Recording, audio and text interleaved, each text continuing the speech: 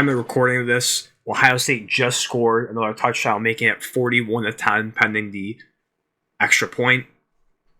And we were treated with the last couple of days absolute horrible display of the college football, the new 12-team format. It's been not even close. It's not even been competitive. It's not been entertaining, and many people are outraged. On top of the previous weeks of how this whole process has been of what teams get in, what teams get out, the strength of schedule, and so forth. It's so all over the place. And again, this still says 35-10, but Ohio State just scored, and it's about to be 42-10. We look at the other games going on earlier today and yesterday. Let's start with yesterday. Kick off the college playoffs. Notre Dame, Indiana, not even close. 27-17. It was worse than that. At one point, it was 20-3. We all knew Indiana was not a good team against greater opponents. The only other great team they played against was Ohio State, and they got blown out.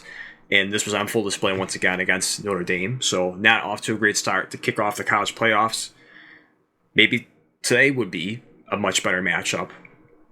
Look at SMU, Clemson. I mean, not great teams, but maybe they can put up a fight. Nope, didn't really happen. SMU had quarterback threw 3 interceptions. Penn State got 2 pick sixes off of that, and they roll SMU 38-10. Then we go to Texas and Clemson. Maybe that'll be a little bit better matchup. The first two totally dominant, one-sided games. These next 2 games should be much better, right? Once again, Texas just rolls Clemson 38-24, and we thought this one Tennessee SEC team, this should be a good matchup. Tennessee has been an overall good team this year. They should do this, right, against Ohio State that has had trouble in moments like this, especially for Ryan Day. Nope, 42-10, another blowout. And this is what the bracket looks like thus far. Of course, the game's not over yet, but we all know Ohio State's going to move on to the second round and face Oregon. When we look at some of these matchups, it's once again we're going to be treated with a horrible second round. You look at the bottom left, Texas and Arizona State. This should be a heavy favorite for Texas, and this should be also a similar score to the Clemson one. Texas should win this easily. Penn State and Boise State. Again, the only person you have on there is Genty. You stop that, there's nothing else happening. Penn State should easily blow out Boise State in this one. You do have a lot more respectable matchup, Georgia and Notre Dame, though, again, history has shown that Notre Dame's not the best in these situations. Georgia should win this, but I would hope it'd be an entertaining game, but Georgia should win this pretty easily as well. And then we get to Ohio State and Oregon, a rematch of an exciting game earlier in the regular season that came down to the wire. That should be entertaining. That should not be a blowout. That's going to be a close game. Finally, we get a entertaining game in the playoffs. But once again, we are treated with half the games being mediocre. So essentially, you've had to wait till the third round for the playoffs to actually be good. And this is the problem with the format this year of giving conference winners first-round byes. It sounds great on paper until you see the teams that make it, such as Arizona State and Boise State, that do not deserve to have a first-round bye compared to other teams such as Texas or Ohio State or Penn State, whatever you want to say. There's just some of these teams have not qualified to make it in terms of how great they actually are versus the record. And I understand you at this point you can't overlook that record because there's going to be tons of more controversy. And this season has been pretty weird in the sense of a lot of these teams don't have great strength of schedules, and all of them have, for the most part, flaws outside of really Oregon State that has a good resume. But again, overall, it's not anything impressive. And again, once again, we're going to be treated with another mediocre second round. Something has to change next year for this format. Not saying that the 12-team format is perfectly fine. I like it. I do wish initially they extended to maybe 6 or 8 at the most, not 12. But again, I will certainly get used to that. Maybe, and all of us will.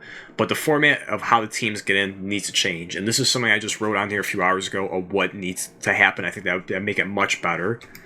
So number one is a conference championship should only guarantee you a playoff spot. Exhibit A of this right here, Arizona State, Boise State. These teams should not have a first round bye. And if they do, they better have an amazing resume of beating top tier teams to get there. I'm sorry, they don't deserve it. Again, seeing Penn State, Texas, Ohio State, Tennessee, and Notre Dame have to play in the, if you want to say, the wild card, the first round, when these two teams, Arizona State and Boise State, have a first round bye, makes absolutely no sense. Oregon and Georgia seems legit. It makes sense. The bottom two, absolutely not. So for those two, for Boise State and Arizona State, they should be at least guaranteed a playoff spot, but not a bye. It makes absolutely no sense. I think everyone can agree with that. This leading to the second one. The top 4 teams in the country should have the byes. It makes absolutely perfect sense to do that. It should. There should be no controversy with that. The 4 best teams get it, not conference champions, because of instances like this where you're going to have Boise State and Arizona State essentially get rolled over in that matchup. We look at the playoffs, the top 4. It's Oregon, Georgia, Texas, and Penn State. That should be the four byes. And the first 2 are correct, of course, Oregon and Georgia, but Penn State and Texas should have the bye because they are the 4 best teams in the nation, ranking-wise. Now, in terms of if they actually are, that's obviously people's opinion, and we'll see what happens for them. But in terms of ranking, they should get the byes. Makes absolutely perfect sense. I think it's pretty logical. The next one is the strength of schedule part that many people brought up here. Make bigger programs schedule games against each other, against each other, and not against smaller schools. I'm sick of seeing Alabama over the years, Alabamas and so forth, play these bottom tier schools like MAC teams and so forth. I get it boosts those programs and those colleges because they get paid to go there and play and get demolished. And you do have the occasional upsets like Northern Illinois at Notre Dame earlier this year, but that does not outweigh what the better outcome should be. We did get a bit better matchups this year because of the realignments with the Big Ten and so forth. A little bit of ACC as well, and the and the ACC is too. But we need to make these programs play each other more in the regular season and not have 1 or 2 in the year and then we wait till the playoffs for it to happen. We have to make the strength of schedule better. We have to make the schedules better, and if you want, in terms of a product standpoint, it's more entertaining for the viewers. People want to see that Ohio State-Oregon matchup because it's just top 2 caliber programs going at each other. Alabama, Texas, and so forth. It's just Georgia, Texas. It needs to be better. We need to have more crossover with these teams playing each other to boost not only just the ratings, entertainment, but also the strength of schedule and make these teams earn their spot all the way there instead of playing half their conference that's bad, or again playing these smaller tier schools that are bad. I think we need to fix that. I don't think you have to play all the teams in your conference every single year. We need to mix things up a little bit. In the very least, if you want to keep it the way it is, playing all the teams in the conference, eliminate the smaller schools. Again, I know it sucks because they get paid for that, but we need to make the schedules better. We need to make it, the qualifications get in tougher, so you have to earn it instead of just an easy pass into the playoffs, such as Indiana that beat absolutely nobody and got demolished by the one great team they played against. Or if you want to say Boise State, same thing too. When they faced a great team, it was a close game, but got beat by them. Don't really have too many impressive wins after that. I think UNLV twice when they're ranked. That's the most impressive win. Arizona State, same way too. We have to make the criteria harder so teams like this do not pile up the playoffs and ruin it. Now, I'm not saying to ban these teams and they should never make it in, but they have to earn their way in through strength of schedule and who they actually beat against. And I definitely agree with someone that put a comment out there when initially this came out. We should not focus on the losses, but we should focus on the wins and who they beat. And that's absolutely true. Some people are already commenting as they're watching the game so far, Alabama should have made it in, South Carolina should have made it in, Ole Miss should have made it in. And those teams certainly have flaws in their losses, and certainly tough ones, such as Alabama that I see a lot of people tweeting with Vanderbilt, Oklahoma as well. 2 bad stains on the resume. Tennessee is not a bad one. It was a ranked team.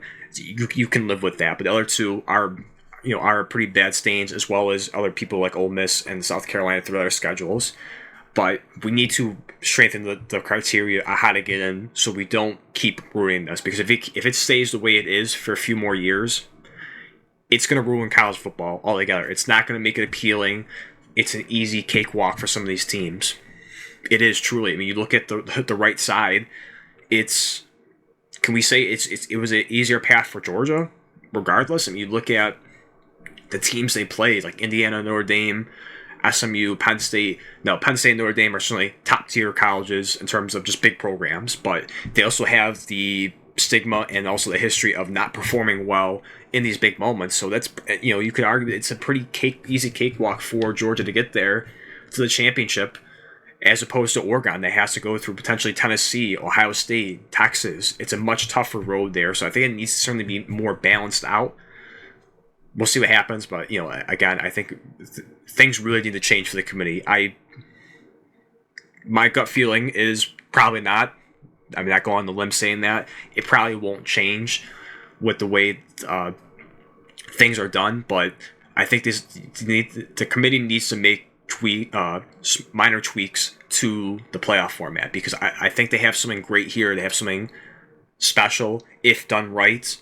It can be more entertaining. I like the idea that they're expanding past 4, because I think 4 was just very tough, because you had the 5th or 6th team that could potentially go and win it all too, with Ohio States and Alabama's and so forth. If you want to say Florida State as well, teams that just made it out of the top 4 that are championship caliber worthy.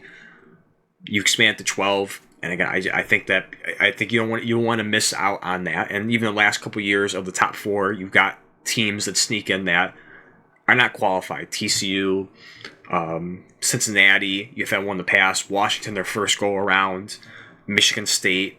I mean, you have that here and there, but I think I just worry about the 12-team format where you keep it like this, where you have teams again like Boise State and Arizona State that kind of taint the excitement and the viewership standpoint. And unfortunately, the first round of the playoffs is absolutely horrible. The two matchups on the left, Tennessee and Ohio State, it's unfortunate it came down to that.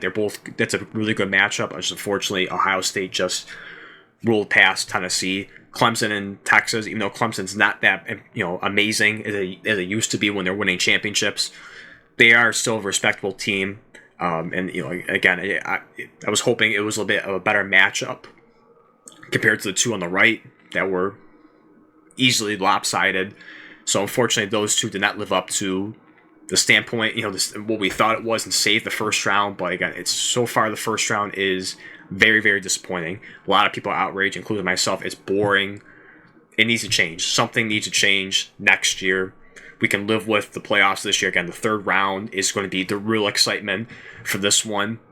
And it's unfortunate that it came down to this. I really hope the committee changes it and makes these adjustments. I think they really need to do something. Just at least for a starting point, just pick one. I think that'll be in the right direction.